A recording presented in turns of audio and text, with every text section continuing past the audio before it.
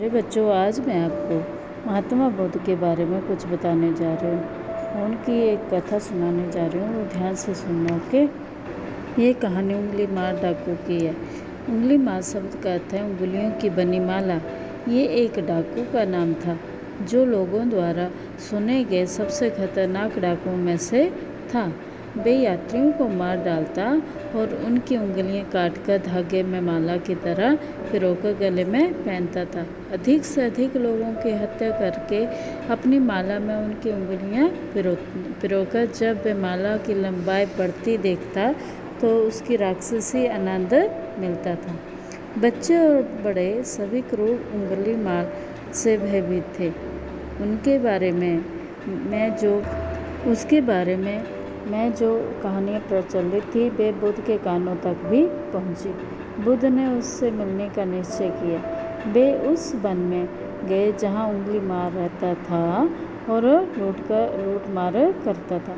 उस क्षेत्र के लोग सहमे हुए दिखाई पड़ते थे और विषाद तथा भय का वातावरण छाया था। बुद्ध ने उनमें से कुछ लोगों से बातचीत की। उनके भयंकर अनुभव को सुनकर उन्होंने उंगली मार के ठिकाने के बारे में पूछताछ की और उस ओर चल दिए। उसमें वे नंगे पैर और खाली हाथ थे। जब गांव वालों ने उन्हें उंगली मार से मिलते जाते देखा तो उन्होंने रोकने का प्रयास किया, क्योंकि उसके मार्ग में आने वाले किसी भी व्यक्ति को वे पलक झपकते ही मार डालता था। उन्होंने किसी की बात न सुनी और एक भी शब्द बोले बिना तेजी से वहाँ से चले गए। ग्रीष्म की दोपहर थी, ग्रीष्म होती गर्मी, और वन का मार्ग सूना था। किसी भी मनुष्य और पशु पक्षियों का चिन्ह तक दिखाई नहीं देता था। थोड़ी देर चलने के बाद बुद्ध को मार्ग के पास की झाड़ियों में कुछ हलचल दिखाई दी। उन्हें ऐसा लगा जैसे कोई झाड़ियों के पीछे छिपकर उनका पीछा कर रहा हो। वे रुककर पीछे देखने लगे। तभी छिपा हुआ व्यक्ति कूदकर उनके सामने आ खड़ा हुआ। उसके गले में पड़ी माला देखकर बुद्ध समझ गए कि वे कौन है। उछलते उछलते बाल, बड़ी दाढ़ी, रक्त रंजित उंगलियों की माला पहने और हाथ में खड्ग उठाए उंगली मार भयंकर दिखाई दे रहा था।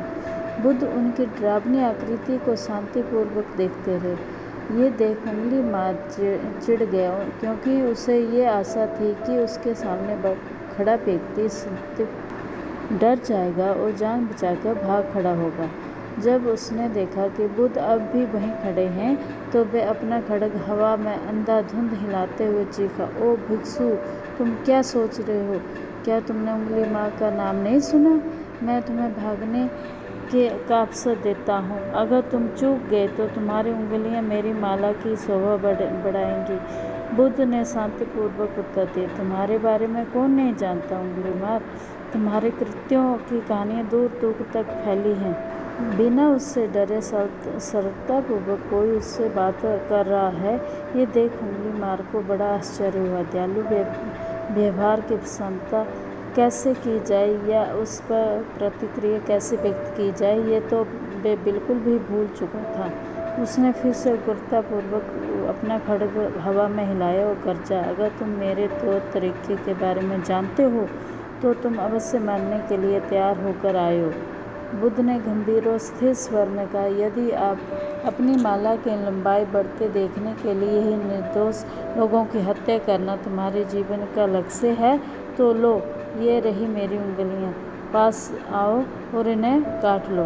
और बुद्ध ने अपने दोनों हाथ आगे बढ़ा दिए। बुद्ध के मुख पर शांति थी और उसके नेत्र में प्रेम और करुणा थी। उनके क्रोध का चिन्ह तक नहीं था। उनकी ओर देखा तो उंगली मार का फिर मन पिघल गया। जीवन की कठिनाइयाँ तथा अपनी कठिनाइयों के प्रति उसके परिजनों की उदासीनता ने उसे क्रूर बना दिया। बुद्ध के शब्दों का उंगली मार पर प्रभाव पड़ा और वे अपने हाथ का खड्ग तथा गले में पहनी उंगलियों की माला फेंकते हुए उनके चरणों में जा गिर पड़ा।